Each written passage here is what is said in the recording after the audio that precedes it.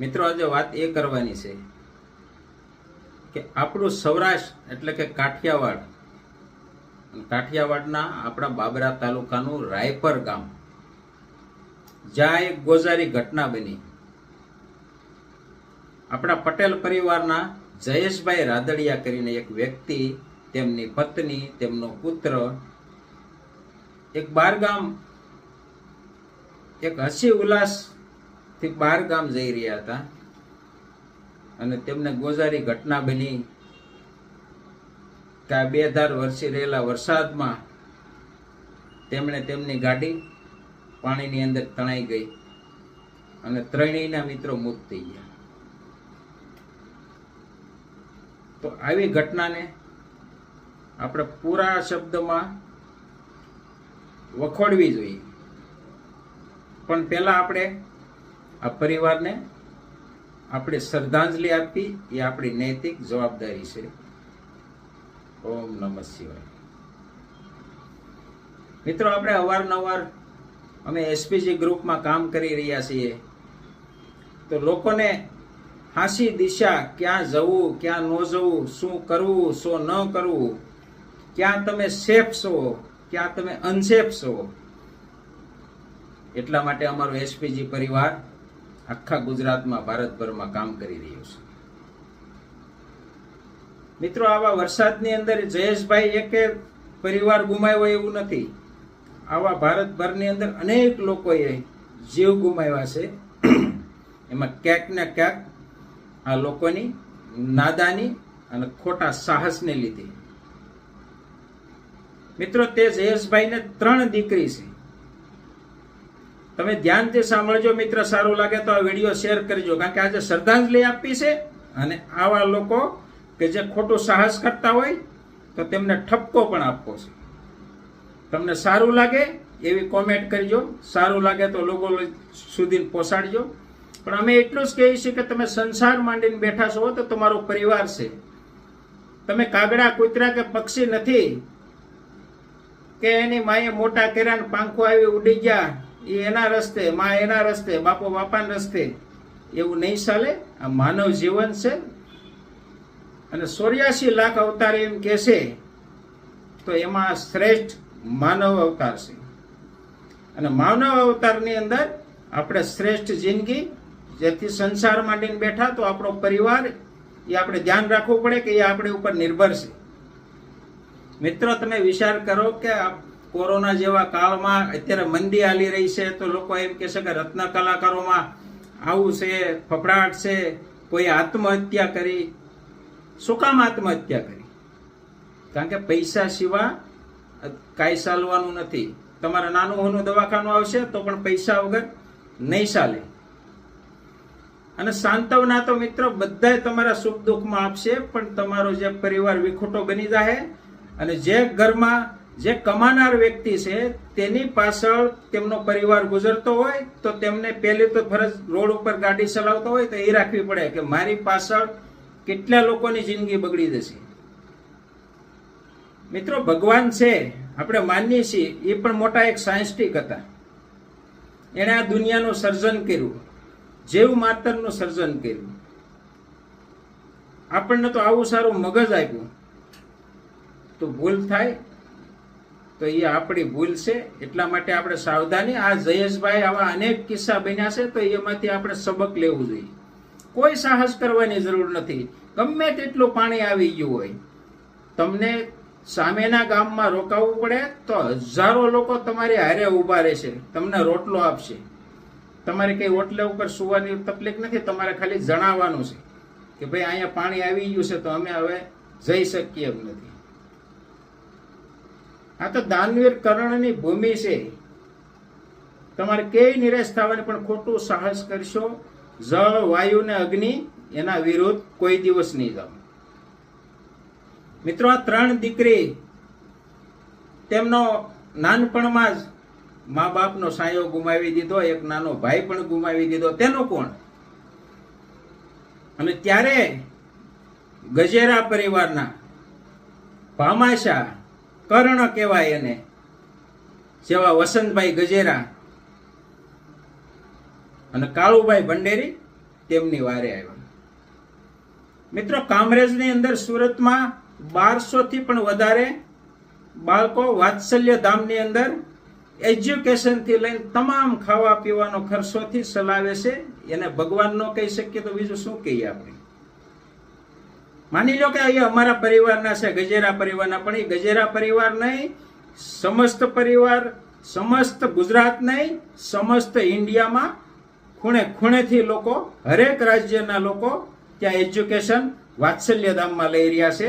તેમાં ઝાઝાથી વધારે લોકો અનાથ છે કે તેમને મા બાપનો સાયો ગુમાવી દીધો છે. તેવાની આ 3 દીકરીને આપણે વસંતભાઈએ દત્તક લીધી કે એનું એજ્યુકેશન પણ પૂરું કરશું અને તેમાંથી 2 દીકરીને તેમના લગ્નની જવાબદારી પણ ઉઠાવી. ત્યારે એક દીકરી આપી કાળુભાઈ ભંડેરીને, કે તેમને કાળુભાઈ ભંડેરી તેમના વિવાહ કરવાની જવાબદારી લીધી. પણ મિત્રો, આ તો 1,40,00,000,000 લોકો છે આપણા ઇન્ડિયાની અંદર. આવી અનેક ઘટના બનતી હોય છે. પણ આ લોકો દાનવીરો ક્યાં લગીને પહોંચશે? આપણે પણ એમાં સુધરવું પડશે કે કોઈ ભૂલ ભરેલું કોઈ સાહસ કરાય નહીં અને સતર્ક રહેવાય. મિત્રો, પૈસા વગર કશું થવાનું નથી. ત્યારે તો અમારા એસપીજી પરિવારે એક મંડળ બનાવ્યું. મંડળ એટલે કે એસપીજી ગ્રુપનો મેમ્બર જે 1200 રૂપિયા ભરી અને મેમ્બર બને છે, તેમને પરિવારની જ્યારે કોઈ પણ ઘટના બની હોય ત્યારે એસપીજી પરિવાર આખા ગુજરાતની અંદર અત્યારે અમારે 10,000 થી વધારે લાઈફ ટાઈમ મેમ્બરો એસપીજીની અંદર છે અને ગુજરાતભરની અંદર સેવા આપી રહ્યા છે. કોઈ પણ જગ્યાએ અમારા એસપીજીનો પરિવાર છે, એસપીજીના પરિવારને ડોનેશન કરવાનું હોય છે અને કોઈ દિવસ એસપીજીના પરિવારે કોઈ ડોનેશન નથી કર્યું ને અમારો લાઈફ ટાઈમ મેમ્બર બન્યો છે, તો એના શ્રદ્ધાંજલિના દિવસે અમે તેમના ઘરે જઈને 51,000ના ચેક આપ્યા છે. આ લાલજીભાઈ પટેલની એક રૂપરેખા, તેના માર્ગદર્શન અંદર ચાલતું સરદાર પટેલ સેવાદળ એટલે કે એસપીજી ગ્રુપ ચલાવી રહ્યા છીએ. આની શું જરૂર પડી કે આવું મંડળ બનાવવું પડે, એકઠું થવું પડે? જ્યારે એડવોકેટ, ડોક્ટર, રાજકીય, પોલિટિશિયન તમામ વખતના અમારે જરૂર પડતી હોય છે અને ત્યારે જ અમારી પાસે સમુદાય છે તો અમે ગમે તેવા પણ કામ, લોકોને આવેલી પીડામાં ફૂલની તો ફૂલની પાખડી એને મદદરૂપ થઈ શકીએ છીએ. મિત્રો, લાખ લાખ અભિનંદન હું આપું છું કે વસંતભાઈને અને કાળુભાઈ ભંડેરીને. વસંત દાદા નિરાધારના આધાર. હું તો કહું આવા લોકો ભગવાન કહેવાય. તેમના ભાઈ ધીરુભાઈ ગજેરા ભલે પોલિટિકલ બેકગ્રાઉન્ડ ધરાવે, પણ મિત્ર નજીકથી જોયા છે, કોઈ દિવસ કોમ્પ્રોમાઇઝ નથી કર્યું. તેની રાજકીય કારકિર્દી જો દાવા ઉપર લાગી ગઈ હોય તો પણ તેણે કોઈ દી કોમ્પ્રોમાઇઝ નથી કર્યું. આપણા વડીલોમાં પૂછી દેજો ગજેરાનું કે અડધી રાતે 12 વાગે ધીરુભાઈ ગજેરાની ઘરે ગયેલો વ્યક્તિ ને મદદ ન મળી હોય અને આજે પણ તેને કોઈ કોમ્પ્રોમાઇઝ નથી કર્યું. લોકોનું સારું થતું હોય એમાં એને પેલો પગ દીધો છે. સુનીભાઈ,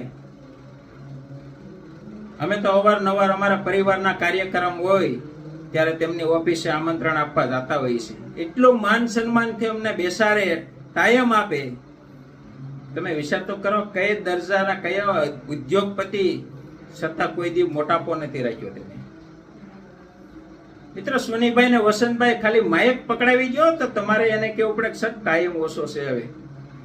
એટલી તો એ પીસ આપે અને એની પીસમાં કોઈ દિવસ યુવાનોને હાસી દિશાનું ભાષણ આપતા હોય છે, સ્પીચ આપતા હોય છે.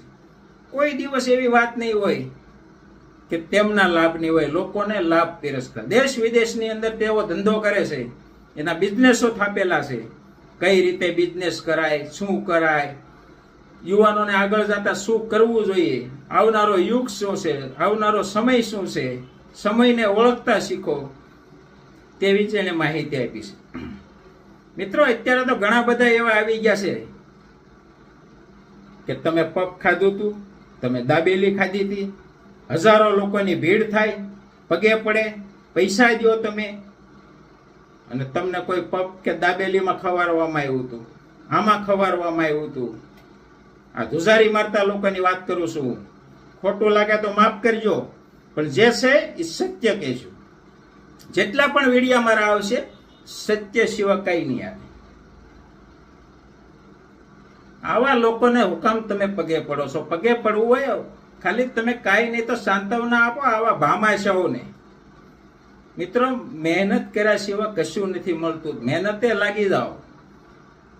તમે પફ ખાઓ, તમને દાબેલી ખાઓ ને એમાં તમને કહો કે ખવારી દીધું છે. કાંઈ એટલો બધો હોશિયારીનો દીકરો હોય તો નામ દે ને. કાં તો કોઈ એવો હોય છે કે લાલ લીગડું પહેર્યું હતું, લીલું લોગડું પહેર્યું હતું, એને તમારી ઘરે ચોરી થઈ છે, ત્યાં આ આવી દે. તને લીલું લાલ દુગડું તો દેવળનો દીકરો નામ દઈ દે ને. નહીં નામ દે, કારણ કે એને સામેની વ્યક્તિ કોર્ટમાં દસડી જશે, અને કોર્ટમાં જશે તો એના કાલા સીઠા બધા ખુલી જાય.